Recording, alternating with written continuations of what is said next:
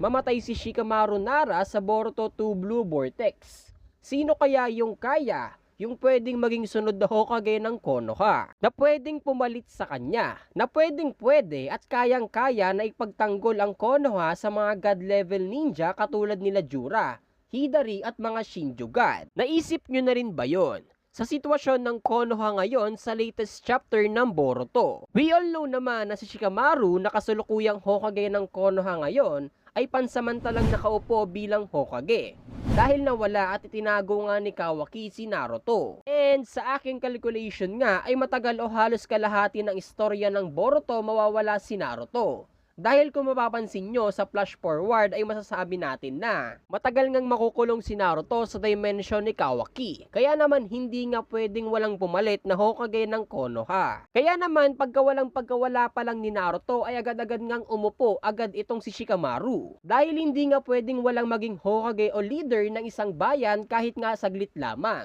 Dahil sobrang delikado noon para sa mga mamamayan ng bayan. Kaya naman, sino kaya yung pwedeng pumalit kung possible na mategi o mawala si Shikamaru sa panahon na ito o sa latest chapter ng Boruto? So guys, meron nga akong ginawang listahan na pwedeng maging susunod na Hokage ng Konoha. And meron nga akong 4 na karakter na naisip na pwedeng humalili kay Shikamaru. So ang rankings nga natin ay ganito. Ang pang-apat ay ang pinakamalayo o less chance na maging Hokage. And also, ang number 1 naman ang pinakamataas ang chance na possible na ito yung susunod na Hokage. Kaya naman, wag na nating patagalin pa to. Ang pang-apat nga at panghuli sa ating listahan ay si Konohamaru Sarutobi. Isa nga itong si Konohamaru ngayon sa pinakamalakas na chunin sa Boruto. Isa nga siya sa mga pinakamagaling, pinakamatalino at battle tactician. Dahil nga noong simula pa lang ng Boruto Next Generation, ay nagpakita na nga ito at nagpamalas ng kakaibang galing at lakas sa pakikipaglaban. And apo nga din siya ng pumanaw na third Hokage ng Konoha na si Hiruzen Sarutobi.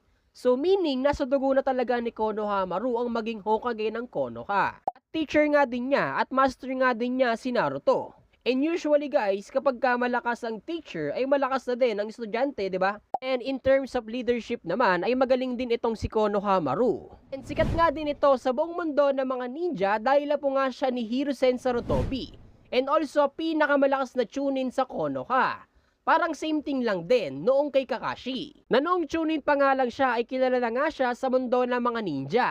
Na kahit Kage nga ay pinupuri siya dahil sa kanyang lakas at galing. Pero medyo alanganin nga tayo dito. Since yung lakas na meron nga si Konohamaru ngayon ay hindi sapat para ipagtanggol ang Konoha. Lalong-lalo na nga sa mga Otsutsuki at alien na nga ang kalaban ng Konoha ngayon. Kaya naman masasabi nga natin na hindi pa nga niya kayang protektahan ng Konoha gamit ang kanyang lakas, skills at technique sa ngayon. Siguro soon, kung mas ma-develop pa nga niya yung kanyang mga technique and power ay baka pwede na.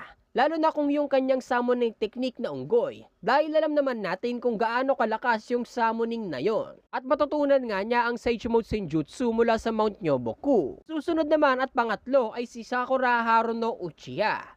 Isa nga siya sa mga pinakamalakas na kunoichi ngayon sa Konoha. At pinakamalakas na ninja. Well, bakit ko nga ba isinama itong si Sakura sa pwedeng maging Hokage ng Konoha?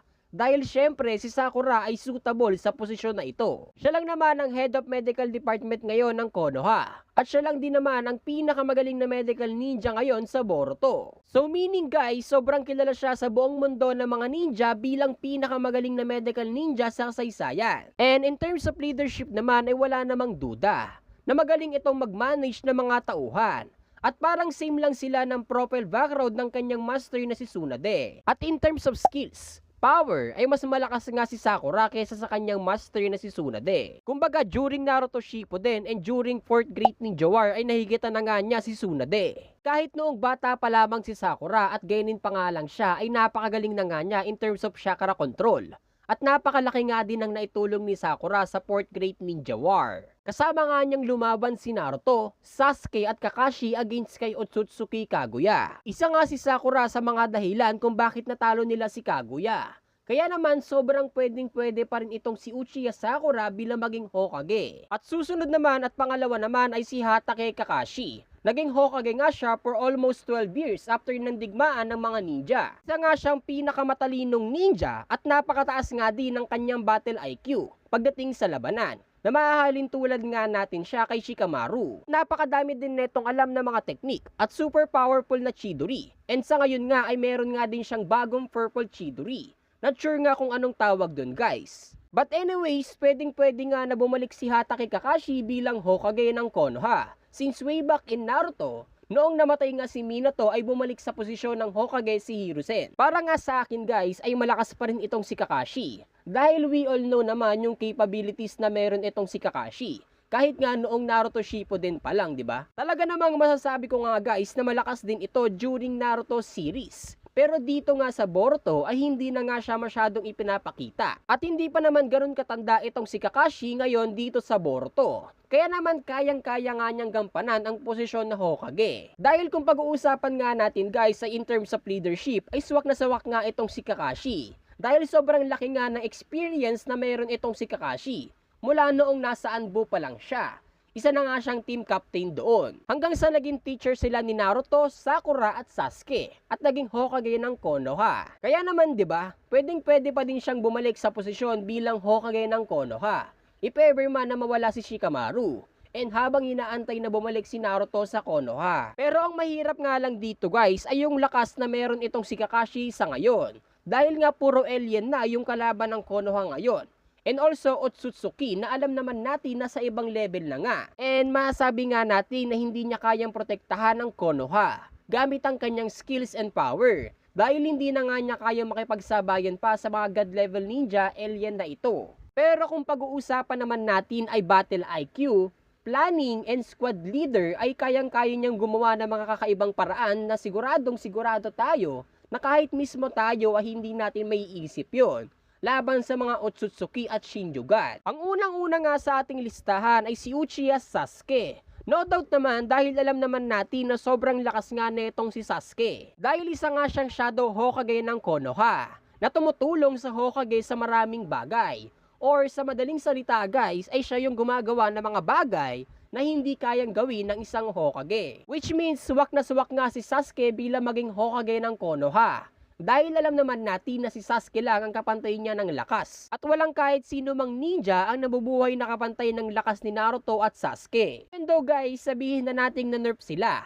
Pero guys, wala pa rin Kage ng iba't ibang bayan ang pwedeng pumantay sa lakas ni Naruto at Sasuke. In terms of power ay walang duda dahil meron pa ding Eternal Mangekyo Sharingan si Sasuke na pwedeng ma-activate ang Perfect Susanoo. And nasa kanya pa din ang Chidori na masasabi natin na pinakamalakas na teknik ni Sasuke. Napakadami ding naitulong ni Sasuke sa Konoha bilang Shadow Hokage. Dahil si Sasuke nga ang pumoprotekta sa Konoha mula sa dilim at sa mga nagbabadyang panganib at mga problema na kakaharapin. At talaga namang ginawa din ni Sasuke lahat para nga matuklasan ang mga Otsutsuki at mga naiwang bakas ni Kaguya. And also binubuwis din ni Sasuke ang kanyang buhay para sa Konoha. So meaning mahal din talaga ni Sasuke ang Konoha dahil nga mahal na mahal ito ni Naruto. Even though marami nga siyang nagawa sa nakaraan. Pero ngayon nga, isa na nga siyang pinaka-loyal na ninja sa Konoha. Alam naman natin na si Sasuke nga ay naging isang puno sa Boruto 2 Blue Vortex. Pero wala pa nga ring patunay kung talagang patay na nga ba siya. Kaya naman, kinonsider ko pa rin itong si Uchiha Sasuke bilang pwedeng pumalit bilang Hokage ng Konoha. Kaya naman, napakalaki talaga ng potential ni Sasuke bilang maging sunod na Hokage. And also, dagdag ko na nga din. Mataas nga din ang battle IQ ni Sasuke. To be exact, matalino nga itong si Sasuke at mabilis nga siyang nakakapag-isip kahit nasa mismong labanan na.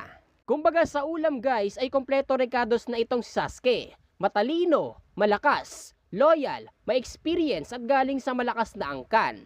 At pinaka nire-respeto din siya ng mga iba't ibang Kage sa iba't ibang mga bayan at mga ninja sa Konoha.